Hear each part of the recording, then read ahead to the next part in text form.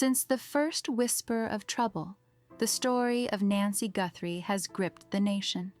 Every official briefing from the Puma County Sheriff's Office, every post from the Guthrie family, and every report confirmed by local and national outlets paints a terrifying picture. As of Sunday evening, February 8, 2026, her disappearance has stretched into its 8th day. Nancy, an 84-year-old grandmother with a sharp mind but a fragile heart, vanished without her essential medications. Each hour without her increases the urgency and the danger. The nation watches as her family clings to hope. Nancy Guthrie, the heart of her family. Nancy Guthrie is far more than a headline.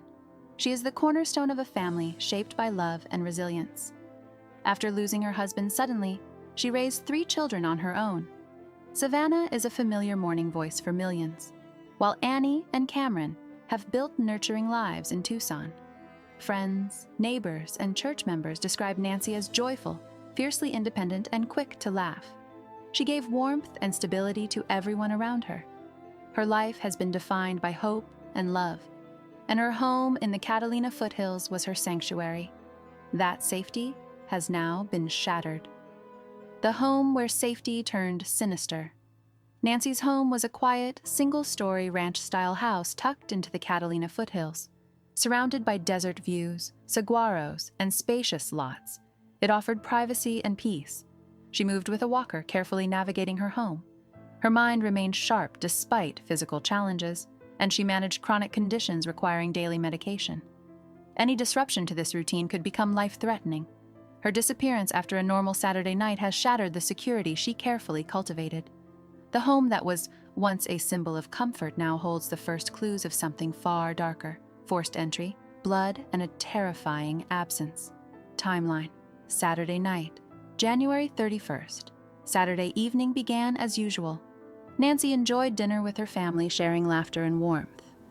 Around 9:30 to 9:45 p.m., the family dropped her off at her home.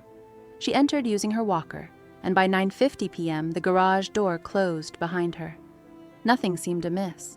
Her phone showed no outgoing activity after that, and her pacemaker's app transmitted normal signals for several hours. But between roughly 1:45 a.m. and 2:30 a.m., the pacemaker app went silent. That narrow overnight window has become central to investigators. What happened in those hours transformed a normal night into a nightmare. Sunday morning. Alarm bells. By Sunday morning, concern escalated. Nancy missed her regular church service, a routine she never skipped. Friends and family attempted to reach her, but phones went unanswered. By noon, relatives arrived at her home, only to find it empty. They called 911, and deputies quickly responded. Inside, the scene confirmed the worst fears: signs of forced entry, damage to doors and windows, and a small trail of blood. Nancy Guthrie had not left of her own accord. The Puma County Sheriff's Office declared her missing under suspicious circumstances, pulling homicide detectives immediately to handle the gravity of the situation. Federal involvement and escalating search. By Sunday evening, the FBI joined the investigation, a standard step when abduction is suspected, especially given the family's high-profile connections. Monday, February 2nd, marked the second day of a massive search operation. Ground teams combed the rugged Catalina foothills, while helicopters and drones surveyed the area. Volunteers joined in, door-to-door canvassing expanded, and every camera, license plate reader, and surveillance device was reviewed. The terrain's seclusion, large lots, and darkness made tracing movements difficult. Yet, the evidence inside the home left no doubt. Nancy had been taken. Time became the enemy, her medical vulnerabilities a pressing concern. The urgency of her health. Nancy's disappearance is more than an emotional crisis. It is a medical emergency. Without her heart medications and pain management, doctors warn, her condition could deteriorate rapidly. Weakness, confusion, or cardiac events could occur within 24 to 48 hours. By day 2, the family understood the stakes. Sheriff Chris Nanos emphasized publicly that she did not leave on her own, underscoring the seriousness of the investigation. Every hour mattered, and each moment without care was critical.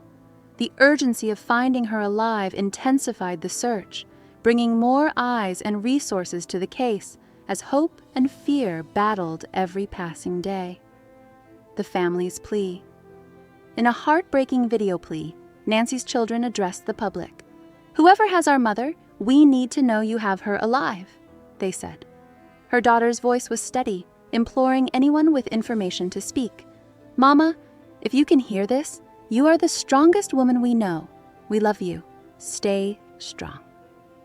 The clip quickly went viral, sparking a wave of public support. The tone of messages shifted, reflecting growing frustration and urgency. Social media amplified awareness, creating a network of citizens watching, waiting, and hoping for a breakthrough that might save Nancy from a rapidly worsening medical situation. Investigation continues. Despite no immediate breakthroughs, authorities maintain optimism. Historical data shows that about 70 to 75% of adult abductions with signs of foul play are resolved within the first 30 days when resources remain focused.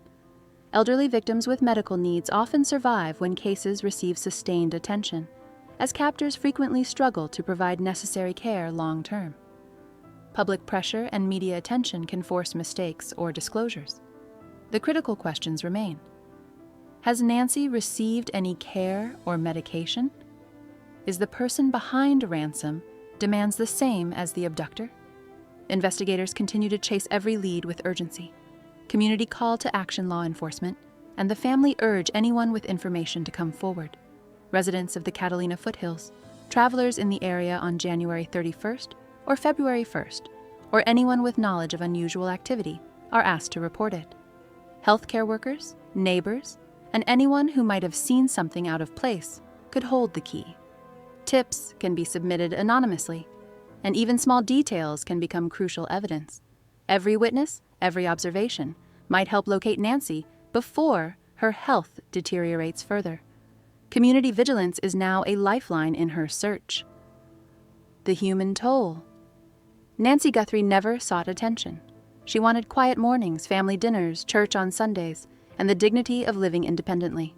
Her life was stolen in a matter of hours, leaving her family, friends, and neighbors in anguish. The emotional weight of her absence is compounded by fear for her health. Each day without answers increases anxiety and heartbreak. Yet, her family's resolve remains unshaken.